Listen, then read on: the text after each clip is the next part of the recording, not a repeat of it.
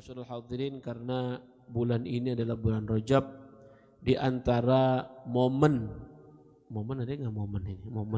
Momennya ada ya. Momen yang paling penting di bulan Rajab Al-Haram, bulan haram ini, yang pertama ada pada tanggal 1 Rajab. Sudah berlalu ya, kita sampaikan di dalam 1 Rajab salah satu malam yang la turaddu fihinna da'wah, di dalamnya tidak ditolak doa. Di antaranya yaitu awalu lailatin min Rajab, malam pertama di bulan Rajab. Yang kedua, malam 10 atau hari ke-10 daripada bulan Rajab.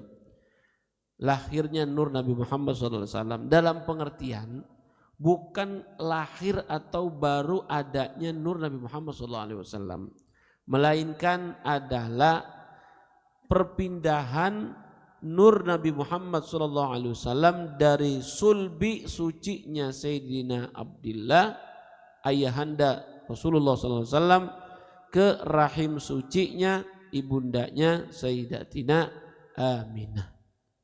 Itu. Atau menurut Kiai Maimun Zubair disebut dengan wiladah yang pertama atau wiladah hakikiyah. Jadi yang tahu ini cuma orang-orang khawas, orang-orang khusus saja. Makanya mereka banyak mengamalkan amalan pada mulai malam 1 sampai malam ke-10. Di antaranya berpuasa ya, tanggal 1 sampai tanggal 10, mengisi hari-hari tersebut dengan banyak ibadah, banyak istighfar, banyak sholawat ala Nabi Muhammad SAW. Minimal tanggal 10 itu berpuasa. Alhamdulillah sudah berlalu ya. Dan momen yang ketiga adalah tanggal 27 Rajab, peristiwa yang paling istimewa dan diabadikan di dalam Al-Quran, yaitu peristiwa Isra wal Mi'raj. Isra-nya termaktub di dalam Al-Quran pada surat Al-Isra. Siapapun orang yang tidak percaya, tidak meyakini peristiwa Isra yang ada di dalam Al-Quran, pernyataan peristiwa tersebut, maka orang tersebut dihukumi kafir. Karena berarti dia tidak yakin dengan apa-apa yang ada di dalam Al-Quran. Tapi apabila ada orang yang tidak yakin, tidak mengimani peristiwa Mi'raj, dia hanya dihukumi fasik atau munafik. Ya. Karena tidak yakin, tidak mengimani apa yang ada di dalam hadis Nabi Muhammad SAW. Jadi peristiwa Mi'raj diabadikan di dalam hadis Nabi Muhammad SAW. Yang saya ringkas, peristiwa Isra wal Mi'raj hasilnya atau buahnya adalah perintah sholat 5 waktu dengan perincian jumlah bilangan sholatnya itu sudah diringkas-ringkas dari 50 sampai akhirnya menjadi 5 waktu seperti sekarang ini. Itu atas jasanya juga Nabi Musa alaihissalam. Ini makanya di dalam kitab Mausu'atul Yusufiyah, muallifnya Syekh Muhammad Khattar itu mengatakan ini diantara faidahnya, manfaat orang yang meninggal bisa memberi manfaat kepada orang yang masih hidup. Nabi Musa zamannya udah meninggal lama, tapi dalam peristiwa itu Mi'raj, beliau memberikan banyak arahan kepada Nabi kita Muhammad SAW untuk mengurangi bilangan perintah sholat itu. Sampai akhirnya ditetapkan 5 waktu sholat. Itu karena diantaranya ya manfaat adanya Nabi Musa alaihissalam saat itu. Dan di antara yang harus sekali kita perhatikan di dalam sholat, selain syariat hukum zahirnya, kajian fikih sudah menerangkan hal tersebut. Saya rasa semuanya sudah pada paham, atau nanti ada pemahaman yang lebih mendetail dalam masalah sholat, yaitu dalam kajian fikih. Mudah-mudahan pada bisa hadir nanti kajian khusus taklim kajian fikih kita di sini ya, di Mushola Al-Ikhlas setiap malam Rabu. Selain hukum zahir, tapi ada juga yang jauh lebih penting adalah hukum yang bersifat ma'nawiyah atau batin. Hukum ma'nawiyah itu diantaranya ya khusyuk di dalam sholat. Khusyuk di dalam sholat memang harus diupayakan.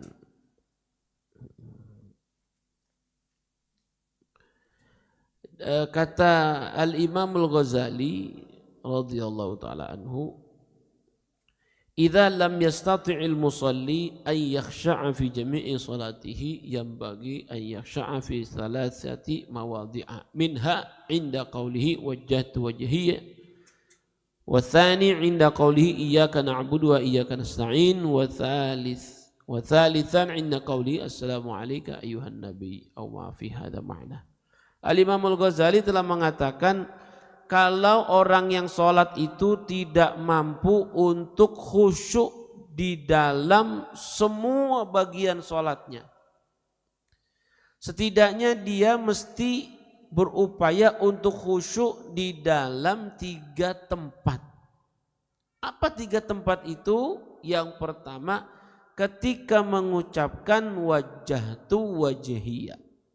Ini dalam bacaan apa ini? Wajjahtu wajhiya. Hadirin, wajjahtu wajhiya dalam doa iftitah. Inni wajjahtu wajhiya lilladzi fataras samawati wal arda hanifan musliman wa ma ana sampai akhir. Ya. Ketika melafalkan itu kita khusyukkan, kita hadirkan hati kita di dalam bacaan tersebut dan merenungkan, memahami isinya yang kita baca. Wajjahtu ya Allah, sesungguhnya aku menghadapkan wajahku ke hadirat Engkau. Itu dihusyukkan. Kedua, ketika dalam mengucapkan iyyaka na'budu wa iyyaka nasta'in di dalam qiraatu suratil Fatihah. Rukun ini suratul Fatihah. Nah, ketika baca iyyaka na'budu wa iyyaka nasta'in, padamulah kami menyembah dan padamulah kami mohon pertolongan, kira-kira artinya seperti itu. Nah, ketika membaca itu diupayakan untuk khusyuk, ingat kepada Allah, ingat menghadirkan apa yang dia ucapkan. Harus paham memang, iyyaka na'budu ya Allah, padamulah kami menyembah, padamulah kami mohon pertolongan, dikhusyukkan hatinya. Yang ketiga, inda qaulihi assalamu alayka ayyuhan nabi, dalam pengucapan assalamu alayka ayyuhan nabi warahmatullahi wabarakatuh di dalam tasyahud pertama ataupun tasyahud yang terakhir. Assalamu alayka ya Rasulullah, maksudnya menghadap kepada Rasulullah, mengucapkan salam kepada beliau. Ada Al-Imam Syekh Ali Khalid Qasam bin Alwi, ya. Syekh Ali Khalid Qasam itu di Tarim, ketika di dalam sholatnya mengucapkan assalamu alayka ayyuhan nabi warahmatullahi wabarakatuh, itu langsung mendapatkan jawaban dari Rasulullah SAW, sampai makmum yang lain pun juga mendengar suara jawaban dari Rasulullah SAW. Jarang-jarang begitu. Udah berapa ratus kali kita sholat, ketika tasyahud kita nggak dengar jawaban dari Rasulullah SAW. Padahal ini salam kepada Rasulullah. Assalamu alayka ayyuhan nabiyyu warahmatullahi wabarakatuh. Nah, karena yakin Rasulullah akan menjawab ini, makanya kita harus benar-benar mengkhusyukkan, menghadirkan hati kita dalam mengucapkan kalimat ini. Assalamualaikum ayuhan nabi warahmatullahi wabarakatuh. Ini udah hal yang paling minim pengkhusyukan kita dalam sholat, supaya sholat kita sah, supaya sholat kita diterima oleh Allah Subhanahu wa ta'ala. Kalau sholat kita diterima, sholat kita diridhoi oleh Allah Subhanahu wa ta'ala, insya Allah akan tanha anil fahsya'i wal munkar. Sholat itu akan mencegah kita dari perbuatan yang keji maupun perbuatan yang mungkar. Dan kalau sholat kita sudah baik menurut syariat, baik menurut maknawiyahnya, batinnya bagus, maka sairu amalih kita juga akan baik. Semua amalan-amalan kita yang lain akan kelihatan bagus. Buahnya juga akan bagus. Orang kalau sholatnya bagus, insya Allah semua kehidupannya akan tertata dengan bagus. Tapi kalau sholatnya nggak beres, waktunya kagak beres, sholat suwaya-wayanya aja. Ya.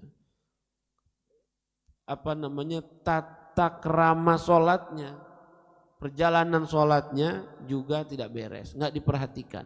Ya ini berarti urusan yang lainnya juga bakalan kelihatan nggak beres, karena berarti kurang perhatian dengan Allah Subhanahu wa ta'ala. Habibana Abdurrahman itu kalau setiap azan langsung sholat dimanapun beliau berada. Dihitung-hitung kalau mau pergi keluar rumah, baik dalam kota pun luar kota, menimbang-nimbang dulu jam berapa kira-kira, harus sampai nggak, ini bisa nggak nyampe di rest area sekian, kalau ini jangan dulu gitu. Harus hitungan dia bisa sampai setiap adzan tuh di waktu sholat di awal waktu. Kenapa? Beliau memberikan arahan kepada kami murid-muridnya, kalau kita sangat perhatian kepada urusan Allah yaitu sholat, maka Allah pasti akan lebih memperhatikan urusan kita. Tapi kalau kita enggak perhatian sama urusan Allah, yaitu urusan sholat yang menjadi ibadah paling utama seorang hamba, maka begitu juga Allah kan kurang memperhatikan kita. Kita mau Allah kurang perhatian, ya begitu juga Allah mau kita kurang perhatian. Jadi jangan salahkan Allahnya. Begitu juga yang lain-lainnya. Begitu juga kepada wali, begitu juga kepada guru, begitu juga kepada siapapun. Jangan merasa tidak adil. Allah itu enggak adil. Ya ente datangnya juga begitu, ente perhatiannya juga begitu. Sama guru begitu, guru itu enggak adil, guru maunya sama orang yang kaya aja, yang banyak duit aja, mau orang yang begini aja, mau kita mau kurang. Jangan salahin gurunya, salahin entenya, ente seberapa perhatiannya sama guru, seberapa ente begitu conggah ya, begitu open kepada guru.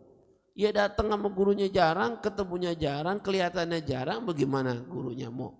Sama kita begitu juga kepada para wali, begitu juga yang lainnya, begitu juga pada orang tua dan lain sebagainya. Jadi manzilatuna harus dilihat, ditimbang. Nah itu guru kita begitu, Habibur Rahman. Jadi mulai besok kita upayakan kita lebih perhatian sama urusan sholat.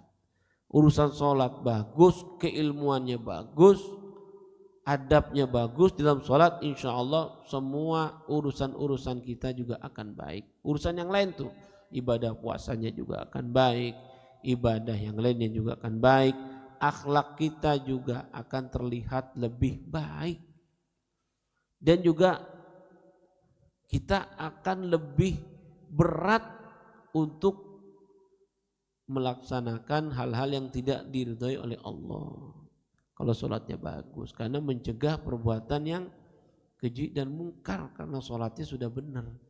Tapi kalau masih melakukan itu, ya berarti diantaranya sholatnya belum baik, belum benar.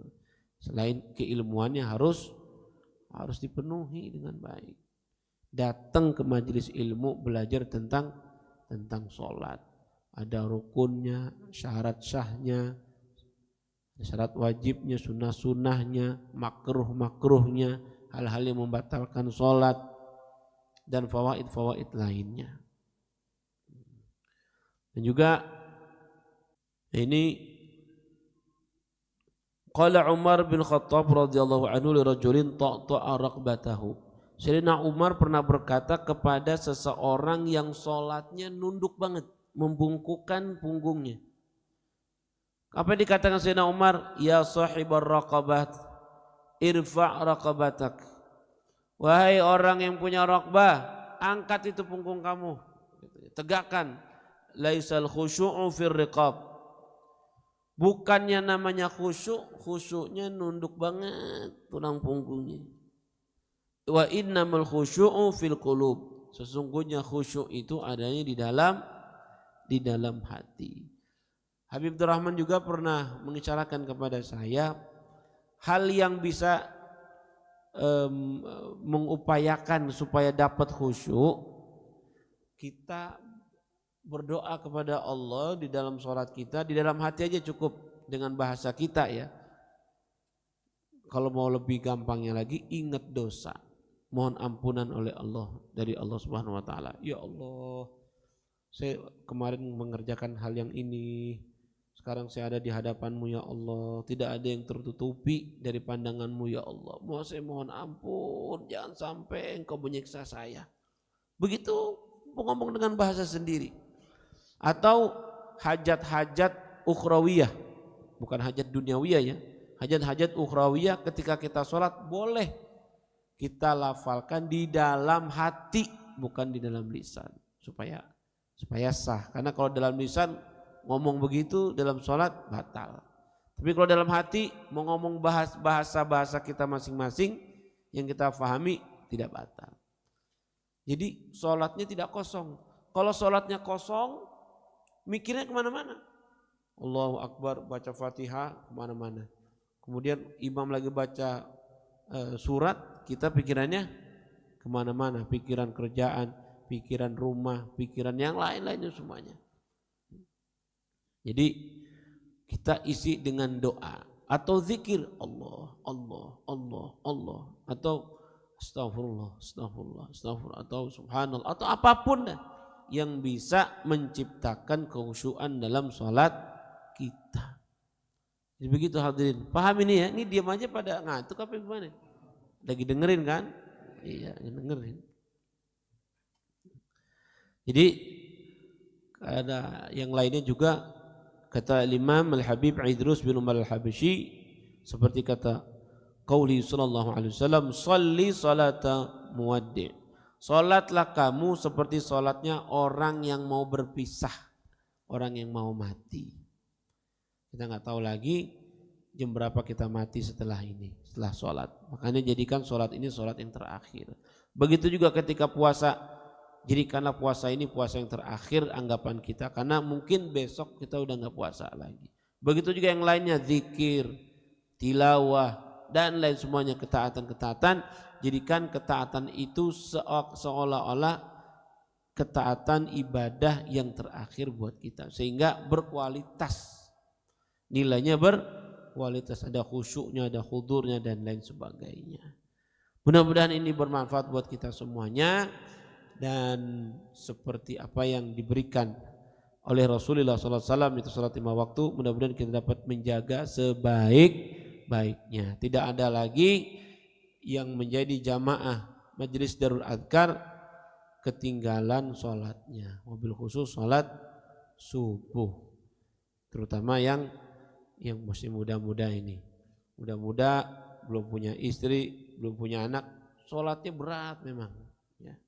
Adapun yang punya anak, sekecil sedini mungkin untuk bisa diajarkan, disuruh untuk sholat 5 waktu, dipaksa, karena kalau sudah balik, udah besar lebih susah. Mumpung masih kecil diajak sholat, Jangan disuruh doang, kalau disuruh doang dia kagak sholat, dia susah. Diajak, diliatin, suruh wudhu, diliatin wudhunya. Kemudian tungguin sholat. Kalau perlu ajak sholat berjamaah. Jangan, ayo sholat. Bapaknya main HP lagi, bapaknya nonton TV lagi. Enggak bakal tuh anak sembahyang. Kalau perlu sembahyang paling cuma 1 menit. Iya enggak? Kita baru buka HP begitu tuh, udah selesai, udah sholat, udah, ya Allah. Nah, ini orang tua mesti sabar ya. Orang tua mesti sabar, kita ini pelajaran buat saya juga gitu. Jadi jangan dibiarkan aja anaknya begitu. Karena Habibur Rahman juga kasih tahu murid-muridnya, kalau di rumah ada yang enggak sholat, siap-siap itu rumah isinya nanti penghuninya dapat sial. Ya, dapat sial. Makanya kalau sial rezekinya seret mulu, perhatiin tuh di rumahnya. Jangan-jangan ada yang enggak sholat. Ya. Sampai pembantunya, asisten rumah tangganya, atau siapapun ada di rumah disuruh sholat. Kalau enggak sholat itu kena sialnya. Kena sialnya. Karena rahmat enggak masuk tuh kalau di rumah yang ada penghuninya yang enggak sholat. Ya. Jadi mohon diperhatikan itu semuanya. Anak-anak muda, jangan gara-gara HP sholatnya ketinggalan. Ya, terutama subuh ya, jangan sampai subuh.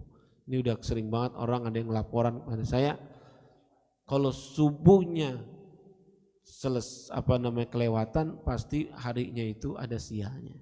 Jadi kalau dapat sial, ente perhatiin, oh iya tadi subuhnya pasti kesiangan. Boleh coba besok coba sholat subuh jam 7. Coba deh besok, nggak bangun deh, jam 7 udah semua bangun. Kata Ustaz semua mungkin jam 7, coba perhatiin. Ya. Bukan saya ngajarin, enggak, dites. Dosanya dosa ente, bukan dosa aneh. Karena mau ngetes. Ya mudah-mudahan kita diberikan kekuatan iman Islam, diberikan taufik untuk senantiasa dapat menjalankan semua ibadah, khususnya sholat dengan sebaik-baiknya, seperti yang diajarkan oleh Sayyidina Rasulullah sallallahu alaihi wasallam. Allahumma amin.